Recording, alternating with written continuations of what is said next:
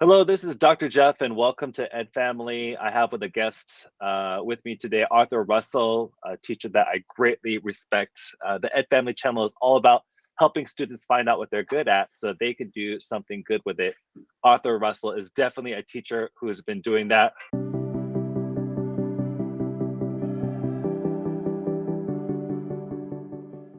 Arthur, can you tell me a little bit about your current role? And I just want to say thank you for the encouraging words as well. But my current role, I'm an RSP Math 3 teacher at Catella High School. So I work primarily with students with disabilities, but I'm a support teacher. I'm the second teacher in the collaborative classroom, the gen ed teacher. In addition to that, I also teach a section of study skills. So I teach Math 3, so it's mostly juniors and seniors. I'm also one of the co-advisors for the Black Student Union at the high school, and I sit on the state board for the Black Student Union Teacher Association. Wow, the state board for the Black Student Association. This is like new Yeah. information to me. Big congratulations, Arthur Russell. You're definitely the right person to represent. I remember first meeting you as a teacher at South Yeah. and just instantly connecting with you, becoming friends, and it feels like we connected and checked in almost daily through the pandemic. And I just felt like we just grew in our friendship and respect for each other as men. That's where I got to know a little bit of your story, and you became like such kind of like a, I don't know, somebody that I just really admired and respected so much. Tell me a little bit about your story. I know a little bit about it, but just a little bit of your story of how you become a teacher and your youth growing up. Well, kind of like starting from my youth, like it was more of like living in poverty. So I grew up in the Midwest, St. Louis, Missouri, in an urban community. As a kid, late '80s, early '90s. But my youth, it was like a lot of things that I kind of went through as a kid. So just around us, it was like a lot of drugs, like gangs. Our parents struggled with drug addictions, alcohol addictions. A lot of I probably seen someone get killed on every corner of my neighborhood, including outside of my house, inside of my house. So it was something that became almost pretty natural to see. Um, like we really depended on, like, as kids, we depended on like get food from the school. I remember days of getting that extra lunch and you not knowing if you're gonna get a meal when you get home. So you're taking those milks and put them in your backpack, any kind of extra food, because you didn't know what was gonna happen when you get home. Just cold winters with no heat, no food in the refrigerator, summers with no air. So it was definitely a struggle, and I really pay homage to my school district coming up, because there was all kind of support systems put in place to kind of help us out. Um, so that was majority of my youth coming up, and I didn't really have any guidance. So you know I've never, like, in school, like, I didn't know that I was going to teach. Like, the ultimate goal coming up in the urban community is graduate high school. That's success when you graduate high school. um, so I didn't really have like those role models around me. All the dudes around me were like, gang members, drug dealers. So I didn't have like the guys around me like, oh, you should go to college, you should do this, you should stay focused on sports and things like that. But there were situations when I was there was a situation that happened in the streets, and I had like a run-in with authority, and I just envisioned how it could have went, but how it didn't went, and I just looked at myself as being blessed from there, and I just changed my mindset. I was lucky enough to get a few people around me as I started get when I graduated high school, and they kind of noticed the potential, and they were like kind of like guiding me like, oh, you should do this, you should do that. So I was, they were definitely elders. So I was lucky enough to get those people, and that was just the track that I followed. And now, like, most of the guys who grew up with me, they're either dead, they're in jail. Like, every day, I'm hearing a new name that's passing away. So I'm really blessed to kind of like went. I'm blessed to kind of go to have gone through the difficulties that I went through, because it kind of taught me the definition of perseverance, hard work, and kind of like, and gave me a story to give to others that's struggling. It's because my story, it's a typical story that most kids go through. Like in terms of my childhood. I feel so privileged to hear your story because when I see Arthur Russell and when I talk to Arthur Russell, when I meet with him, teach with him, I see like such a strong man, a man of character, a man of such strength. I would have never guessed like those were the experiences of your childhood. But somehow, though through those challenges, you really developed your story of resilience. And I know that as a teacher and as an educator, it's very important for you to use those experiences, those challenges, as a story of resilience as you mentor and support other young men and women as well. So I'm so appreciative of having a friend like you who has overcome adversity like this. I appreciate it, brother. Yeah. And I know it's this month is a special month. You're advisor to the Black Student Union, state advisor as well. So well, for a lot of folks, I think we could use some background, some understanding of Black History Month. So what is Black History Month and why celebrate it? And honestly, I feel like when that question arises, like there's so many different perspectives that people have. So I'm just gonna give like, my perspective. Well, technically, I feel like in terms of like, I feel like Black history should be celebrated every day. It doesn't have to be celebrated like nationally, but I feel like me and being African American, like it's something that I should always celebrate, and it is something that I always do celebrate within my household or with my kids. But that month, it gives us the opportunity to celebrate diversity. Um, it gives others the opportunity because without celebrating those heroes and their stories and the sacrifices that they made, the diversity that we have now, it wouldn't exist. And I know that we have so far to go. We have so far to go, but we have reached we have reached pinnacles that we didn't think that we could reach before. And I feel like it's important to kind of use this month to celebrate those victories. And just remember their stories. It's so many stories so many untold stories that's developing, that we've recently been exposed to, that's that has taken us beyond history books, that's not in the history books. And it's just so important to celebrate those stories and just pay homage to those who sacrificed their lives and their families, and just to be where we are today. Not too long ago, there was a video that I created on Korean American Day and the intersection between Korean American Day and Martin Luther King Day. And I Hmm. appreciated so much the work and legacy of Martin Luther King. And if it was not for that work, I don't know if it would have paved the way for so many Asian Americans as well. So on that day, which is so close to Korean American Day, just taking a moment to pause and reflect on Martin Luther King Jr. But you talked about stories, remembering stories, stories of victory. How do you find out about these stories? Like, where do you go to learn more? I mean, elders, people who lived through those times. Just doing just doing your research, because a lot of those stories are just right there in our right there in our they're in our faces, but we haven't really been exposed to it because the media kind of filters out what we're exposed to. I was talking to a friend.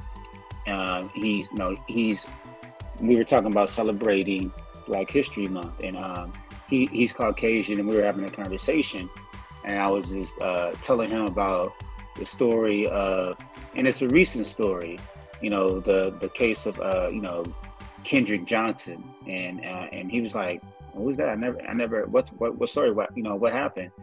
So just stories like that we know, like the media kind of like filters out.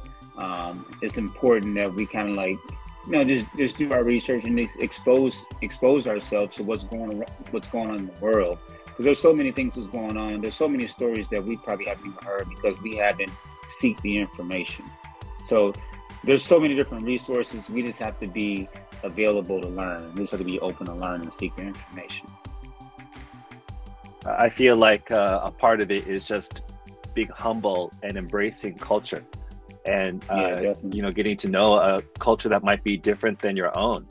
And that's actually a Hmm. question that I have. I know that Arthur, this is something that you do, Black Student Union does, but what are ways to honor Black History Month, especially if you're not Black? Like, what are ways that would be honoring to you and respectful of the community? I mean, just celebrate it with us. Like right now, what we're doing right now, you're honoring Black History Month. And this is the celebration of Black History Month. Sitting here, you and I having this conversation, and because it's exposing other people to what's going on in terms of Black History Month and our perspectives and things like that. So just celebrating this, celebrating Black History Month with us. Like at the high school, we've been doing little different events to kind of celebrate Black History Month. Every week we'll do like different events, and we have students from different cultures and different races, and they're celebrating Black History Month with us. So that's a way, if you're not African American, that you can get locked in terms of honoring Black History Month. Is just being part of what the celebration, and it doesn't have to be like anything public or anything like that. It can be like just sitting down watching a movie, emphasizing on a story or from a historical figure from Black history that you haven't been exposed to, or that you haven't heard, because knowledge goes so far. Just being exposed to that and being able to pass that information to someone else or have that conversation, that's a celebration of Black History Month. I love what you said about celebrating with us. Yeah. I think not only does that benefit someone like me, I bet that's encouraging for the community as well. That's something I'm not going to forget to is celebrate with us. If there's something going on, celebrate with us. And then the second thing you talked about, Arthur, was the value of just asking questions and being a good friend. And I'm thinking, Arthur, I'm so glad that I have a friendship with you as well. I know privately, we're good friends, but publicly, I just want to acknowledge that as well, our friendship. And I'm so thankful that I have somebody that I could talk to about these kinds of things. And, sometimes I get a little nervous asking certain kind of questions. I don't want to be offending anybody, but I appreciate you being the kind of person that's willing to just listen to any kind of question and be so patient with me and help me understand. So Arthur Russell, I just really appreciate you so much. I appreciate you too, brother. And I feel like you don't have to tiptoe. You can just be straight out, because that's the only way we're gonna have to learn about each of this. The conversations that we've had, I've learned so much about how Black history impacted the Asian culture, or what Asian Americans had to go through as well, just from having conversations with you. And that's a celebration of we're celebrating each other's cultures, because the information that the knowledge that you're feeding me, like those were stories I was telling other people, like, because I was so inspired, because like our obstacles were so much alike, you know. Yeah. Thank you for so much for being that kind of friend for me.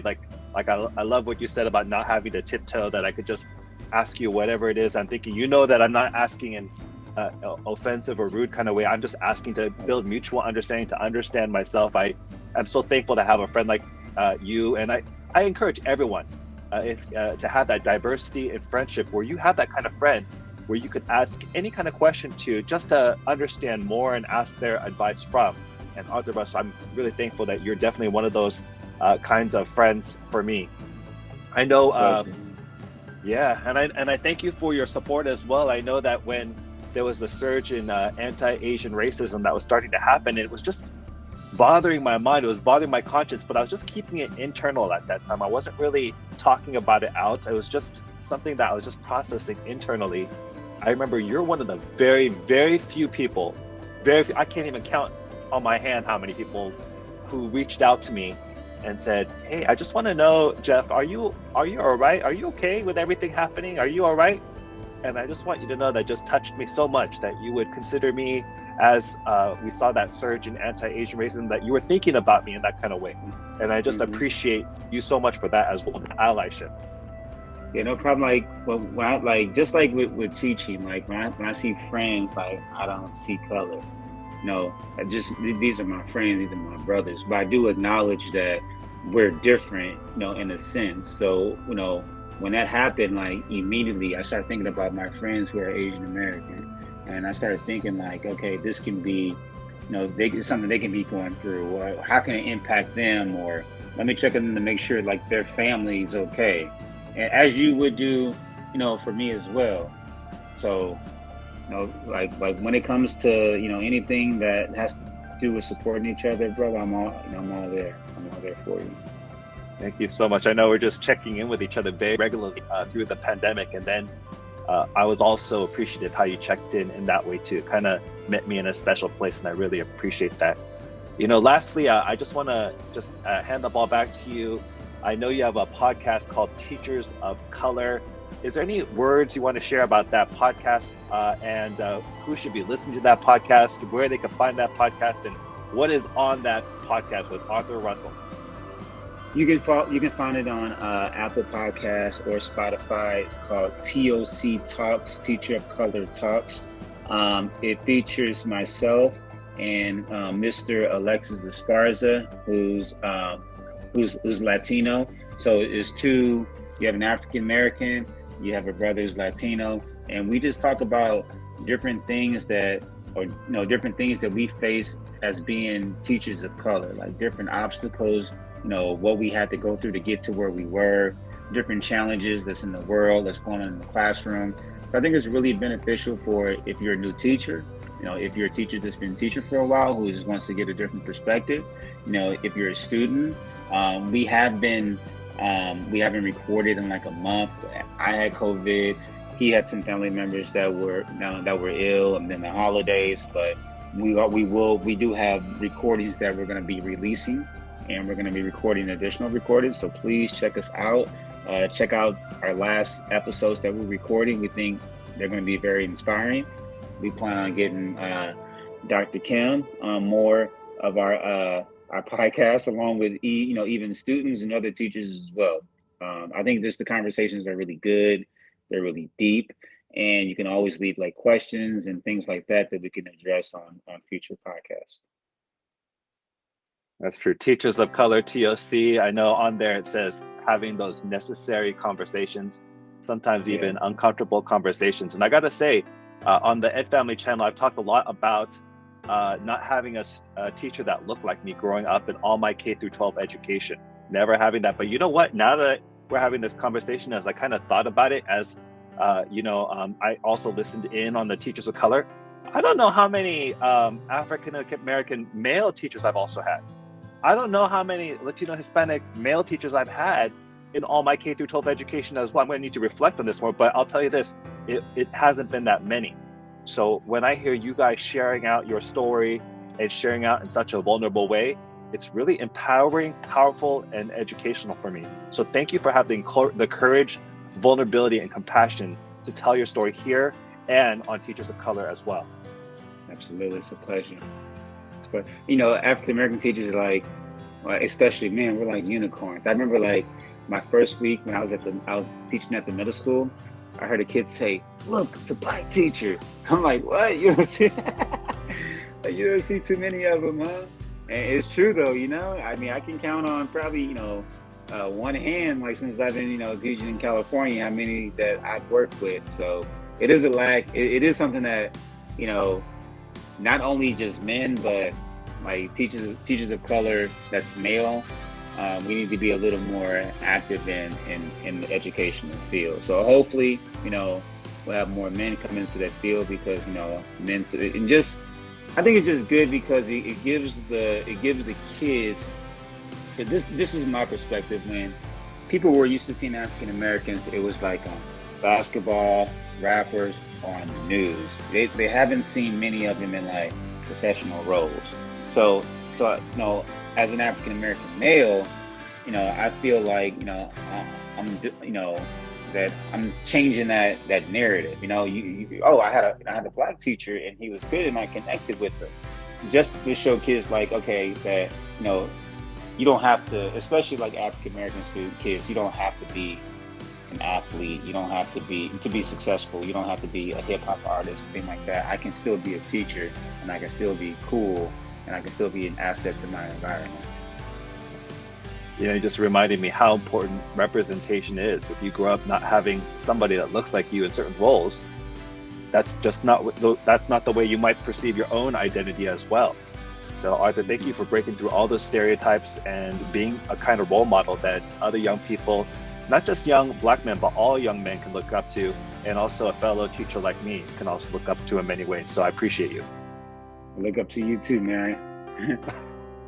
We look up to each other. I like Yeah, that. definitely, yeah. All right, well, thanks for having me on. It was an honor. Hopefully we get a chance to connect again sometime soon. Let's do it soon. All right, sounds good.